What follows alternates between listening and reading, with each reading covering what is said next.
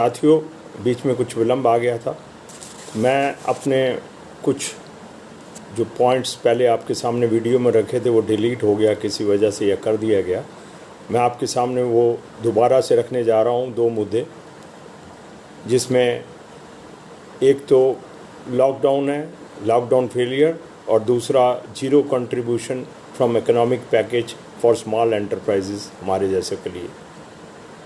तो साथियों, जो लॉकडाउन प्रधानमंत्री जी ने घोषणा करी थी और जिसको 3 बार एक्सटेंड किया गया, और अब चौथे दौर से हम गुजर रहे हैं एक्सटेंशन के, वो एक फेलियर है।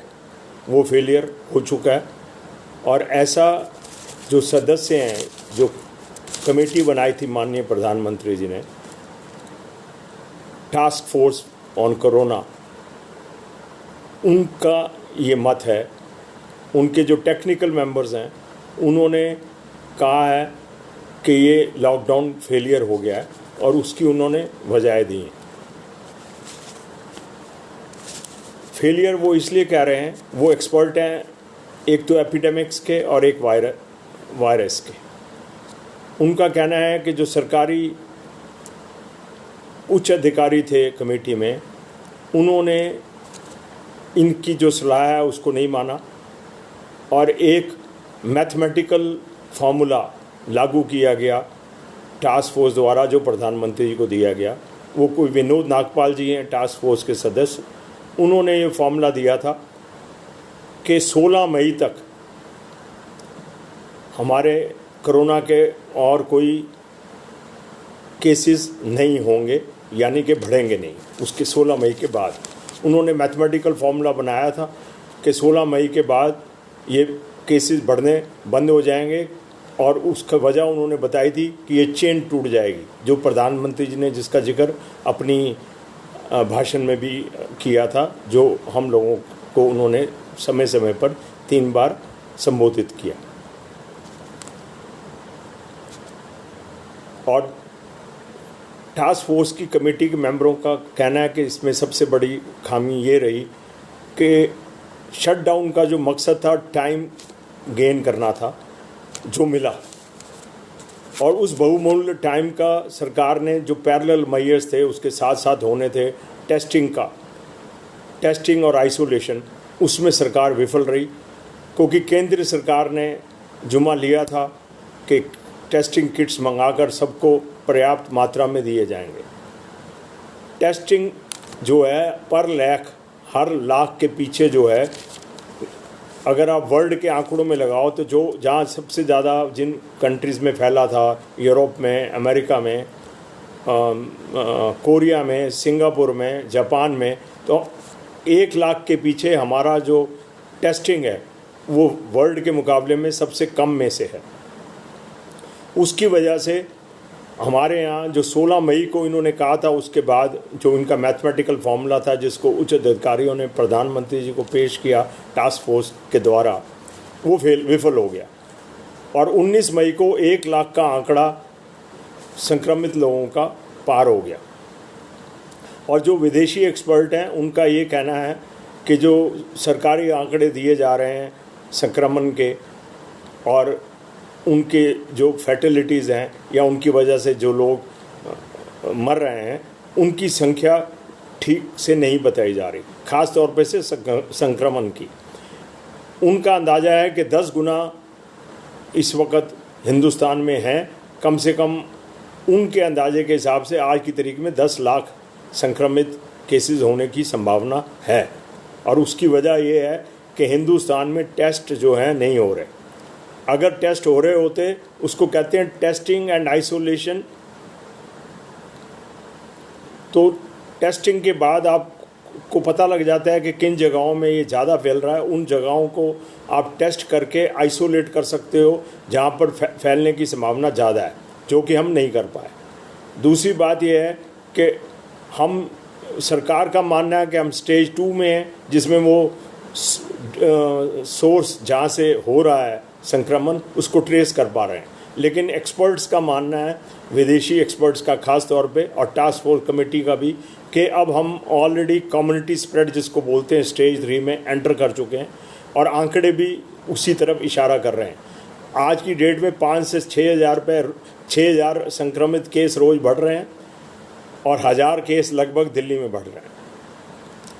और जो एक्सपर्ट्स हैं उनका ये भी कहना है कि जो पीक है, इसका जो उच्चतम चोटी है वो जुलाई में आएगी, जुलाई आखिर या अगस्त में। तो इसका मतलब लगभग 1-1.5 महीना ये संक्रमण के केसेस तेज़ी से बढ़ेंगे। और मुझे बड़े दुख के साथ कहना पड़ता है कि हमारे देश में इस वक्त इतने लोगों को मेडिकल फैसिलिटीज़ देना और टेस्ट करने की इंफ्रास्ट्रक्चर या सुविधाएं अभी अब अवेलेबल नहीं हैं। और उसकी वजह ये भी है कि बहुत सारे लोग जब जाते हैं हॉस्पिटल्स में उनको बेड्स नहीं मिलते हैं। तो साथियों, लॉकडाउन फेलियर की वजह ये है, इनकी जो थ्योरी थी वो फेल हो गई, जिसके मुताबिक 16 मई तक या 2 हफ्तों में अपनी चेन टूट जानी थी कोरोना की संक्रमित करने की, जो कि नहीं हुआ। और अब तो आज की जो स्थिति है वो इस बात को स्पष्ट कर रही है।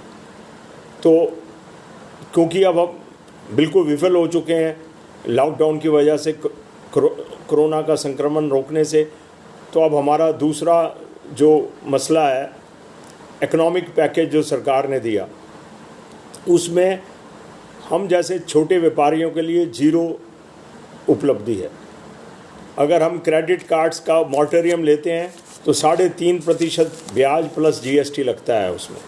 और उनका ये भी कहना है कि हम आपको ब्लैक लिस्ट तो नहीं करेंगे, लेकिन जितना भी आपका आउटस्टैंडिंग है उस पर ये ब्याज लगेगा। अगर आपकी कोई और आउटस्टैंडिंग चल रही है उसमें भी ये ब्याज 3.5% प्लस GST पे लगेगा, जो कुछ लोगों को 8% तक बढ़ना पड़ सकता है।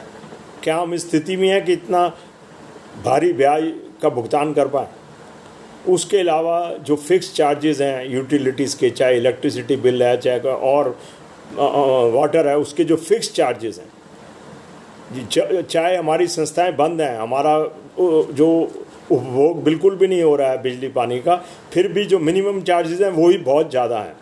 इसके अलावा हमारे और जो ब्याज है उसके ऊपर भी कोई हमारे को रिलीफ नहीं दिया गया। हमें ब्याज भी देना पड़ रहा है और वो सिर्फ ये कह रहे हैं कि आप इसको 3 महीने बाद दे दो और वो ब्याज पर भी ब्याज जोड़ दिया जाएगा। तो हमें चक्रवर्ती ब्याज देना पड़ेगा अगर हम 3 महीने नहीं देते। और अब तो सरकार की ओर से संभावना आई है, RBI की ओर से, कि इस मॉरेटोरियम को और बढ़ाना पड़ेगा। मेरे को तो ये उम्मीद है ये कम से कम 6 महीने तक का तो इनको ये कोरोना का संक्रमण जो है ये थमता दिखाई नहीं देगा। अगस्त की बात जब कर रहे हैं तो मार्च से गिना जाए तो 4 महीने तो हो ही जाएंगे, उसके बाद 3 महीने आपको उसको दोबारा से चालू करने में लगेंगे। बाकी साथियों, अब हम जो छोटे व्यापारी हैं या छोटे एंटरप्राइजेज़ हैं, हमको अपना ख्याल खुद रखना पड़ेगा, क्योंकि सरकार की ओर से कोई मदद मिलने की आशा दिखाई नहीं दे रही है। और कुछ जो लोगों ने, व्यापारियों ने खोली दुकानें, तो एक डिफेंस कॉलोनी, रानी बाग, यहाँ के कुछ प्रमुख व्यापारी थे जिनको जो संक्रमित हो गए कोरोना से दुकान खोलने के 1 या 2 दिन बाद ही, और हॉस्पिटल्स में हैं, उनकी दुकानें फिर बंद हो गई हैं और उनके जो कर्मचारी हैं उनको भी क्वारंटाइन में रख दिया गया और उनके टेस्ट हो रहे हैं। तो साथियों, मेरी ये गुजारिश है कि हम एक दूसरे की मदद करें, सुझाव दें। जब कोई काम करते हो तो जो चीज़ें सामने आती हैं एक दूसरे से शेयर करें अपने ग्रुप में। इसमें तो हम इतनी लंबी बात नहीं कर सकते, और अपनी एसोसिएशन के थ्रू शेयर करें, और जो अपने पर्सनल ग्रुप्स हैं उसमें शेयर करें। मेरा एक सुझाव है जो मेरे दिमाग में आया कि जो हमारे व्यापारी वर्ग के लोग कैश का लेन देन करते हैं वो अपने कैबिन को चारों तरफ वो जो ग्लास प्लास्टिक शीट आती है उससे एंक्लोज कर लें ताकि संक्रमण से बच सकें।